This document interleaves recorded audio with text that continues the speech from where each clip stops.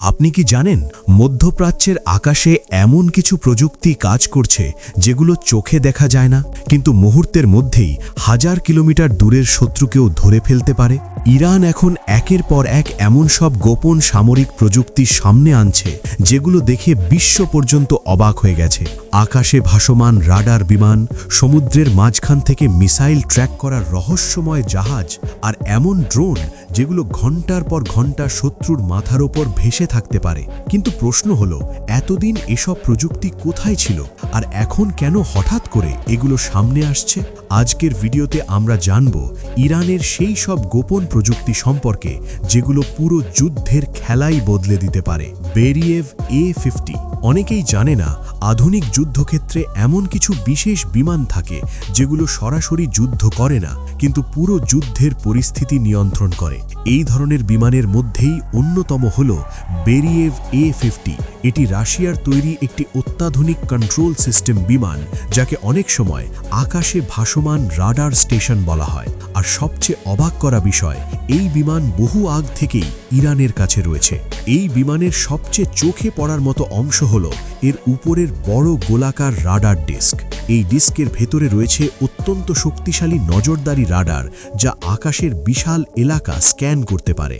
সাধারণ যুদ্ধ বিমান যেখানে নিজের রাডার দিয়ে মাত্র কয়েক কিলোমিটার পর্যন্ত স্ক্যান করতে পারে, সেখানে বেরিয়েভ A-50 প্রায় 1000 কিলোমিটার দূর পর্যন্ত নিখুঁতভাবে স্ক্যান করতে সক্ষম। শুধু বিমান নয়, নিচু উচ্চতায় উড়তে থাকা ড্রোন বা ক্রুজ মিসাইলের গতিপথও এটি সহজেই শনাক্ত করতে পারে। বলা হচ্ছে, এই বিমানের কারণেই ইরানের আকাশে কোনো কিছু ঢোকার আগেই তারা তা বুঝে ফেলছে।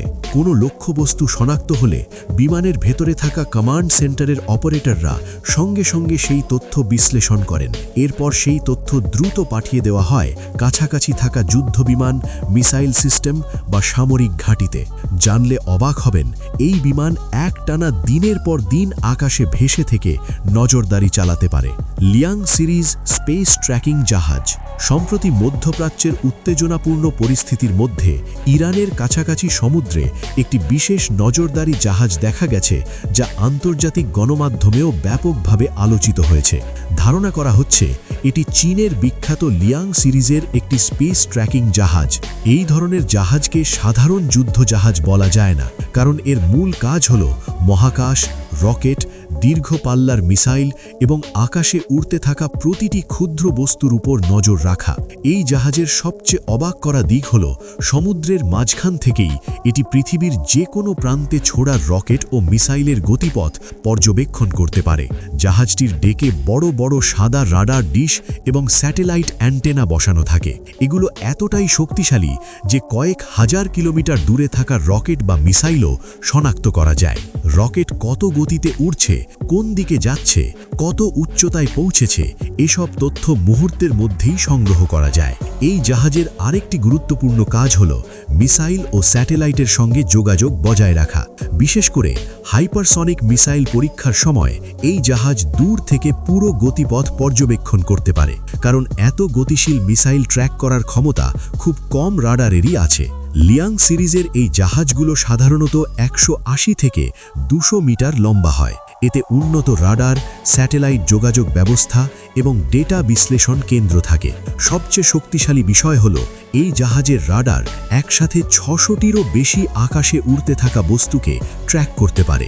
বর্তমান মধ্যপ্রাচ্যের পরিস্থিতিতে এই ধরনের প্রযুক্তির উপস্থিতি সমুদ্র এলাকায় থাকা স্বাভাবিকভাবেই একটি বড় বার্তা বহন করে। DPRK UAV, উত্তর কোরিয়ার ড্রোন। বিশ্বের অনেক দেশই জানে না, উত্তর কোরিয়ার কাছেও রয়েছে আধুনিক নজরদারি ড্রোন।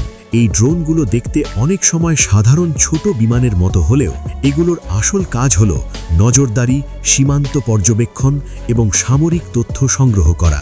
জানলে অবাক হবেন, এই ড্রোন দেখতে হুবহু আমেরিকার গ্লোবাল হক ড্রোনের মতো। উত্তর কোরিয়া এটি এত গোপনে তৈরি করেছে যে বিশ্বের অনেক দেশ তা বুঝতেই পারেনি। বিভিন্ন প্রতিবেদনে বলা হয়েছে 2020 সালের মাঝামাঝি সময় থেকে ইরানের কাছেও এই ড্রোন রয়েছে।